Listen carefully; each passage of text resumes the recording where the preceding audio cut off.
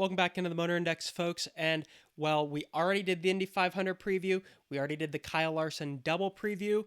Let's get into the Coca Cola 600 preview. So, Coca Cola 600, one of my favorite races on the NASCAR circuit, arguably my favorite, but I'd have to really think about that. But I just love this race for so many reasons. It's like, you know, you know how I look at this.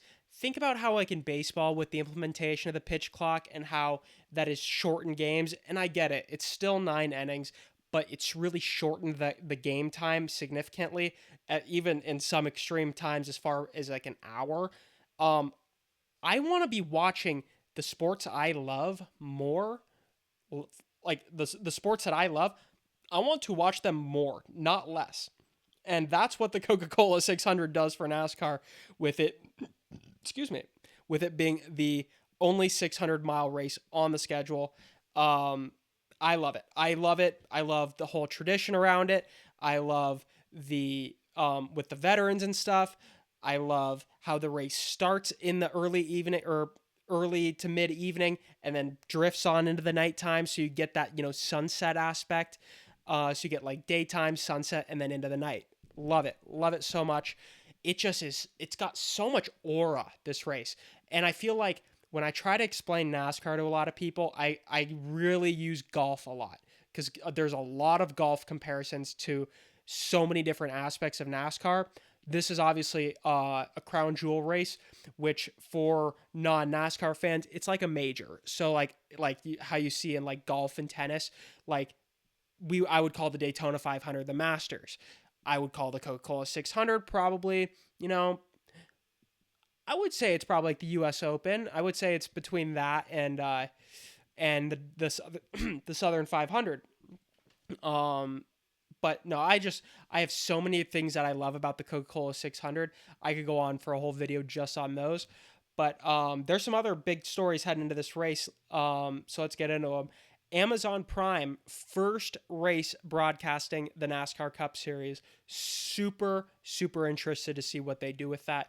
I'm really hoping it's somewhat something like what they did with Thursday Night Football, where it is a very revolutionary broadcast and just a lot of new things. Just bring something new and sleek and younger and with the times to this sport. It would do the sport so much good if they were able to do that.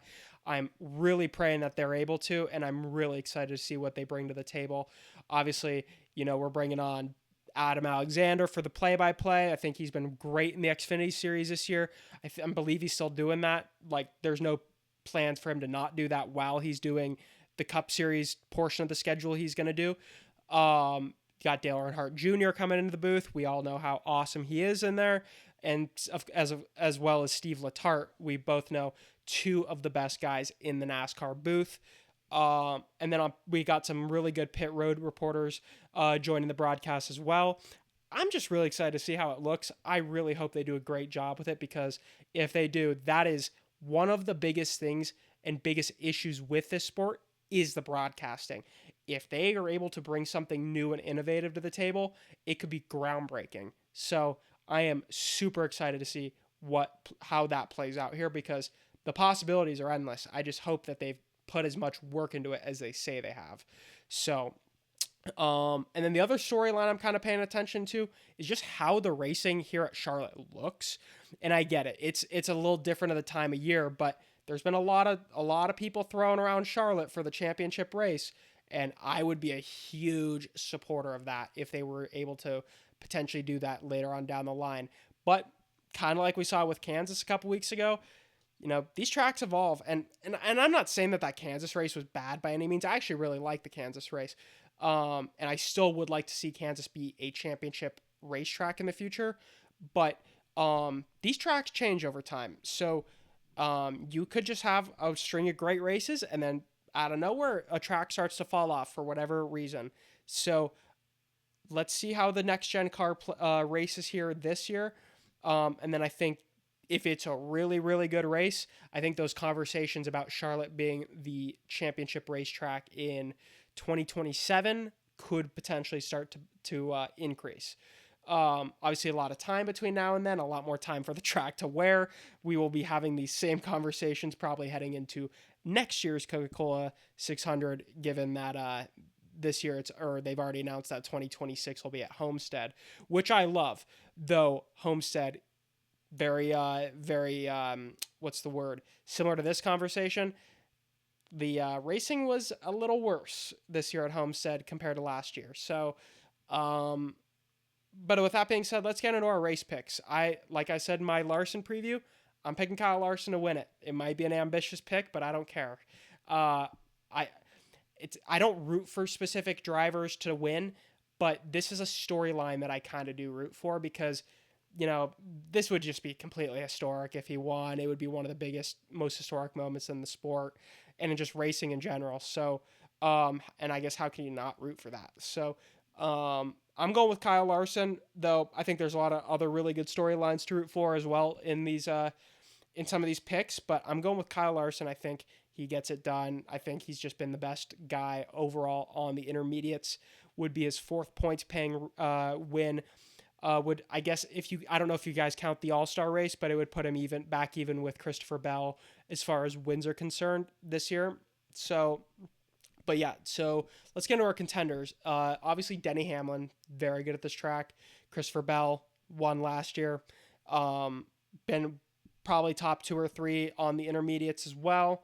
Ryan Blaney, we already mentioned him earlier. Has won this race before, has done very good at Charlotte, but more importantly, has been the best passer of anybody in the Cup Series on intermediates and in general. Um, so yeah, I think Ryan Blaney will definitely be in contention. Chase Elliott. Chase Elliott has been very fast recently. I thought there was a point at that Kansas race where I thought he was potentially going to be competing for the win. Now I think something happened. I believe he got a penalty or something, or something happened that put, or maybe it was a bad pit stop. Something happened that put Elliott further back. But that car in the Amazon Prime paint scheme was very fast at Kansas, and I would and how these races at the Coca Cola 600 have played out. A lot of the times it ends up being a Larson and Elliott show. So definitely watch for that. Another guy who could definitely be in that mix of in the Kyle Larson and Chase Elliott show would be William Byron. Another guy kind of like Bell and Blaney and Elliott, been really good on these super speedways, intermediate tracks. Fully expect him to be in the mix.